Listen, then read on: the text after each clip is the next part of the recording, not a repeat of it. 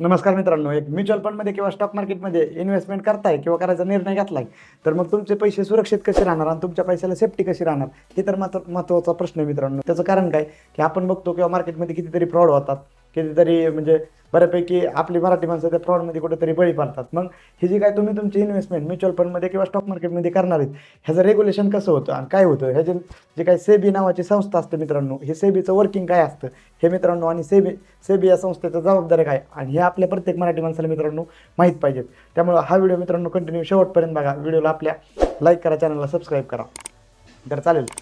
Actually एक SEBI नावाची संस्था म्हणजे security exchange board of India, हा त्याचा लॉंग फॉर्म आहे. जसं बँकिंग व्यवस्था आरबीआयच्या अंडर चालते, तसं जी काय तुमची गुंतवणूक करतात तुम्ही तुम्ही म्युच्युअल फंडमध्ये इन्व्हेस्टमेंट करू द्यात किंवा स्टॉक मार्केटमध्ये करू द्यात, तुमच्या इन्व्हेस्टमेंटची सुरक्षा ठेवण्याचं काम पहिलं काम आहे मित्रांनो, ते सेबीचं काम आहे. बघा तुम्ही आत्तापर्यंत बघा की तुम्ही इन्व्हेस्टमेंट केलेले रिटर्न्स थोडे कमी जास्त होतील किंवा त्याचं व्हॅल्युएशन कमी होईल जास्त होईल, किंवा जे काही लॉसेस होतात ते ट्रेडिंगमध्ये लॉसेस होतात स्टॉक मार्केटमध्ये, परंतु तुम्ही केलेले तुम्ही केलेली गुंतवणूक जसे की बँकेमध्ये सेफ राहते, सेव्हिंग अकाउंटच्या तुमचे पैसे सेफ राहतात, तसे बऱ्यापैकी तुमची गुंतवणूक आतापर्यंत अशी रिअर एखादी म्हणजे 99.99% पैसा ही एकदम सुरक्षित राहतो इन्व्हेस्टमेंटचा.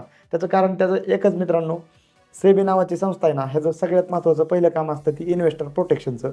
मग हे काम सेबीचं असतं आणि बाकी अजून भरपूर जे काय बऱ्यापैकी सेबीचे जे काही काम असतात ते आपण बघूयात. मग त्यामुळे तुम्ही मित्रांनो, ही सगळ्या गोष्टी गव्हर्नमेंटचा तर पूर्णपणे प्रयत्न असतोच की म्हणजे इन्व्हेस्टमेंट सुरक्षित राहायची, परंतु विषय काय होतो की आपल्या मराठी माणसाला इन्व्हेस्टमेंटबद्दल अवेअरनेस नसतो. आपल्या मराठी माणसाला फक्त इन्व्हेस्टमेंटची 2-3च साधनं दिसतात, एकतर एफ-डी असते किंवा कुठेतरी सोनं घ्यायचं किंवा कुठेतरी जमीन घ्यायची.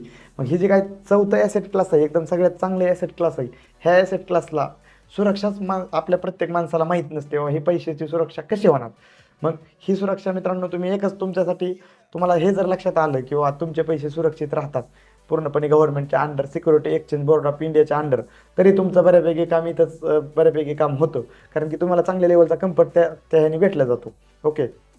आणि एक सेबीचा अजून दुसरं एक सेबीचं काम असतं मित्रांनो, की जी काय म्युच्युअल फंड इंडस्ट्री म्हणजे म्युच्युअल फंड इंडस्ट्री एमफीच्या संस्थेच्या अंडरमध्ये वर्क करते, म्हणजे association mutual fund of India. मग एमफीवर पण पूर्णपणे लक्ष ठेवणं, म्हणजे एमपीचं जे काही रेग्युलेशन असतं, एमपीचं जे काही रिस्पॉन्सिबिलिटी असतात त्या पूर्णपणे त्यांचं रेग्युलेशन ठेवणं पण मित्रांनो सेबीचं काम असतं एमपीचं.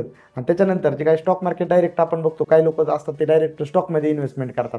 मग स्टॉक इन्व्हेस्टमेंट करतात, पण ते स्टॉक एक्सचेंज असतात मित्रांनो, जे काही NSE BSE आपल्या भारतात मेजर एक्सचेंज आहेत, त्या स्टॉक एक्सचेंजवर लक्ष ठेवण्याचं काम पण मित्रांनो सेबीचं असतं. ओके. स्टॉक एक्सचेंजवर लक्ष ठेवण्याचं काम सेबीचं असतं. आणि अजून एक सेबीचं काम सगळ्यात महत्त्वाचं म्हणजे तुम्ही जे काही अकाउंट काढतात, बँकेचं जसं सेव्हिंग अकाउंट असतं तसं इन्व्हेस्टमेंटचं डीमॅट अकाउंट असतं. मग तुम्ही जे काही डीमॅट अकाउंट काढतात आणि ज्या ब्रोकरसोबत अकाउंट काढतात त्या ब्रोकरवर पण लक्ष मित्रांनो सेबीचं असतं. त्यामुळे तुमच्या इन्व्हेस्टमेंटला अजून एकदम एक्स्ट्रा लेअर प्रोटेक्शन मिळतं, आणि एकदम चांगला रेप्युटेबल जर ब्रोकर जर तुम्ही निवडला तर तुमची इन्व्हेस्टमेंट एकदम चांगल्या पद्धतीची ग्रो पण करणार. आणि म्हणजे ब्रोकरवर डिपेंड नसतं, परंतु तुमची इन्व्हेस्टमेंट प्रायमरी इन्व्हेस्टमेंटची प्रायव्हसी, सिक्युरिटी प्लस ग्रोथ तर तुमच्या डिसिजनवर, ह्या गोष्टी एकदम चांगल्या ब्रोकरसोबत तुम्ही मिळवू शकतात मित्रांनो. पूर्णपणे ब्रोकरवर पण लक्ष सेबीचं असतं. आणि चांगल्या चांगल्या ब्रोकरसोबत अकाउंट ओपन करण्यासाठी मित्रांनो वाटल्यास तुम्ही आम्हाला कनेक्ट करा, चांगले ब्रोकर आम्ही तुम्हाला सजेस्ट करू शकतो. ओके. अजून एक एक महत्त्वाचं बघितलं तर मी एक जस्ट छोटासा टेबल केलेला आहे, त्या छोट्याच्या टेबलवरून तुम्हाला मी एक्सप्लेन करू शकतो. तर तुम्ही आपण स्क्रीनवर बघूयात की सेबीचे एक 3-4 महत्त्वाचे एक मुद्दे 5 हे केलेले आहेत मी.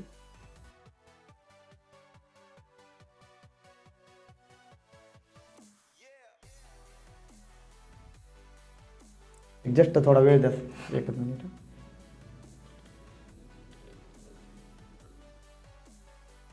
हो का, एकच मिनिट बघा मित्रांनो. सेबीचे जे काही मेन 5 काम आहेत, इन्व्हेस्टर प्रोटेक्शन, ही तर मी तुम्हाला सांगितलं की एकदम गुंतवणूकदाराचा पैसा एकदम सेफ आणि सुरक्षित राहायला पाहिजे. दुसरं म्हणजे काय, स्टॉक एक्सचेंजवर कंट्रोल पाहिजे, हा पण एक दुसरा मुद्दा आहे. कंट्रोल पाहिजे म्हणजे सेबीचं ॲक्च्युली असतं हे आपल्याला तुम्हाला माहिती होणं गरजेचं आहे, स्टॉक एक्सचेंजवर कंट्रोल करणं. तिसरं कंपनीजवर कंट्रोल करणं. कंपनीवर कंट्रोल म्हणजे जे काही कॉर्पोरेटमध्ये वर्किंग चालतं, कंपन्या कुठं फ्रॉड करतात का किंवा कुठं व्यवस्थित टॅक्सेस वगैरे पे केल्या जातात का, कंपनी सगळ्या गोष्टी जे काही ट्रान्सपरन्सी डाटामध्ये दिले जाते का, ही कंपनीवर पण लक्ष सेबीचं असतं मित्रांनो.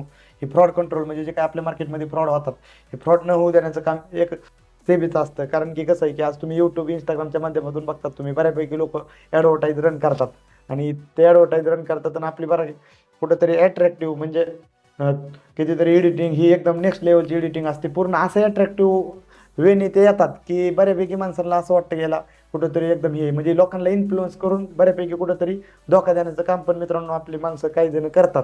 मग ती त्या लोकांना आळा घालण्याचं काम मित्रांनो एक सेबीचं असतं, म्हणजे फ्रॉडमध्ये कंट्रोल करण्याचं काम सेबीचं असतं. आणि जसं मी आत्ता म्हटलं तुम्हाला एक ब्रोकरवर कंट्रोल करणं, जे काय तुम्ही डीमॅट अकाउंट ओपन केलेलं आहे त्या डीमॅट अकाउंट म्हणजे तुमचं ते अकाउंट जे आहे म्हणजे ती पर्टिक्युलर डीमॅट अकाउंटची कंपनी ती तुमच्या पैशासोबत काय करते का ह्याच्यावर पण कंट्रोल करणं मित्रांनो काम सेबीचं असतं. ओके, ह्या 4-5 गोष्टी मित्रांनो लक्षात घ्या. आणि तुम्हालाही कुठेतरी एक फायनान्शियली असं जर वाटत असेल किंवा आपले व्हिडिओ खरंच इन्फॉर्मेटिव्ह वाटतात तर जस्ट तुम्ही एखादी कमेंट करा किंवा अजून कोणते व्हिडिओ मी बनवायला पाहिजे स्टॉक मार्केटमध्ये आणि म्युच्युअल फंडमध्ये. ओके, ह्या इन्व्हेस्टमेंट ह्या दोन्ही गोष्टीचा म्हणजे प्रत्येक ह्याच्यामध्ये असलेला एकदम चॅप्टर म्हणजे प्रत्येक विषय कव्हर करण्याचं मित्रांनो मी काम करतोय. असा कोणता विषय नसणार आहे की ज्या आपल्या चॅनलवर कव्हर नाही. मग तरीही तुम्ही मला सांगा की कोणत्या विषयावर तुम्हाला व्हिडिओ बनवायचा. आणि म्हणजे मलाही कुठेतरी चांगल्या पद्धतीचं मोटिवेशन येऊन अजूनही मी चांगल्या पद्धतीचा स्टडी करून तुमच्यासमोर मी चांगल्या पद्धतीचं प्रेझेंटेशन देऊ शकतो. चालेल, थँक्यू.